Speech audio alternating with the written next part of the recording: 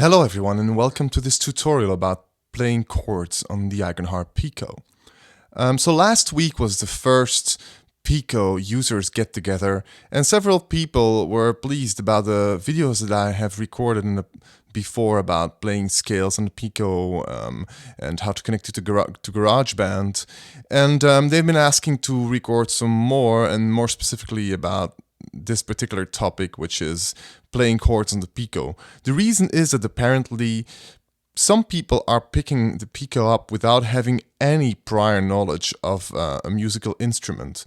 This means that they're a little bit lost, and since there are no real training materials available, they can't really correlate what exists on the net to what is actually present on the Pico. So I hope this will help them. To start off with this tutorial, we'll set our Pico in a major natural scale again, just as when we were playing with the scales. To do that, you press on the major mode key and the second key on the right, and then you press the first key on the left. This is the major natural scale. We have, by default, the factory setup is set up to the C as the tonic, which means that is the first note in the scale. And let's now switch back to the piano by pressing the main mode key and the third key on the left. So now we're in the C natural major scale. Okay, so playing chords is actually very easy. The only thing you have to realize is that it's a collection of notes that you play together and that have a particular distance in between each other. So the first note in the chord is called the root of the chord. And you will usually play the second note as an interval that is called a third. And why is this called a third?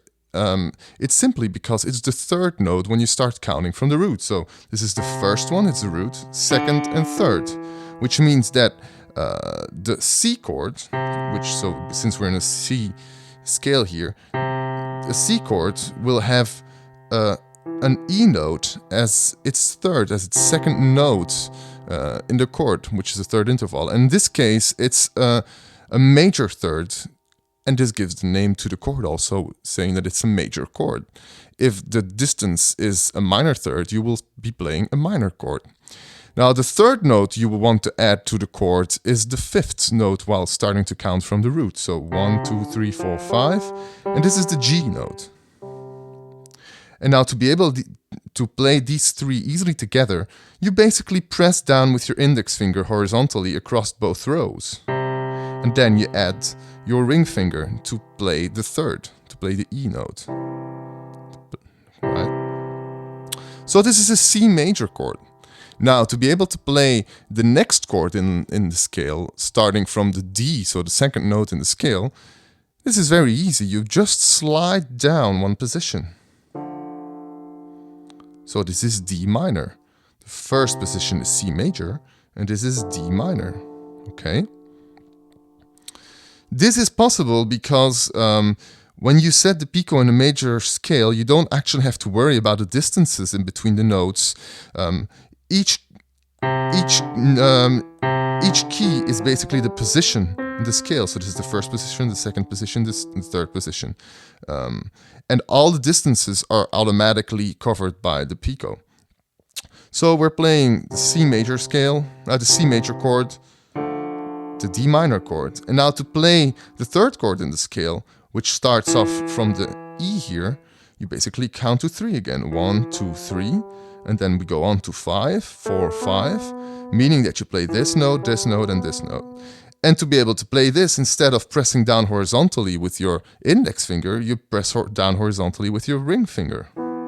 And then you add the third interval again, right? So you were playing like this before.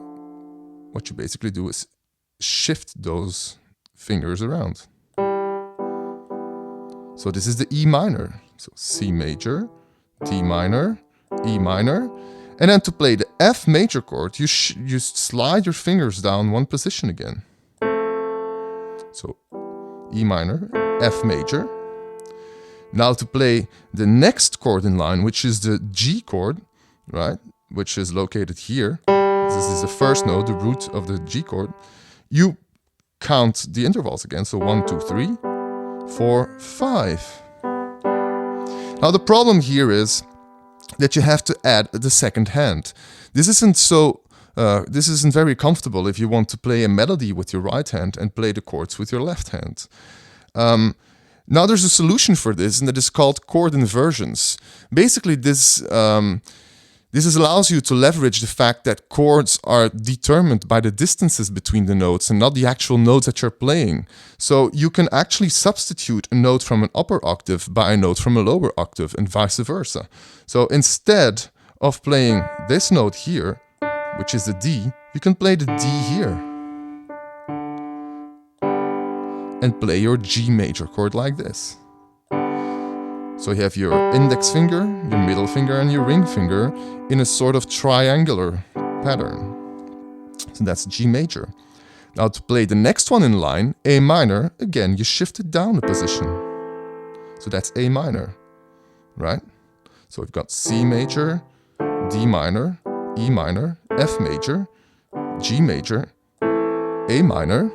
And now the last one in this lower octave is the B chord. And to play this one, again, you would have to introduce your second hand here, but we will use chord inversions again and basically just play these two notes on the lower octave. Now to be able to play this easily, there's a little trick. You were playing the A minor chord here, and to switch to B, you shift around each finger to the opposite row. So the index finger moves to here, the middle finger moves to here, and the ring finger moves to there. Right? So that's the B chord. And now we have played all the chords in the C natural major scale.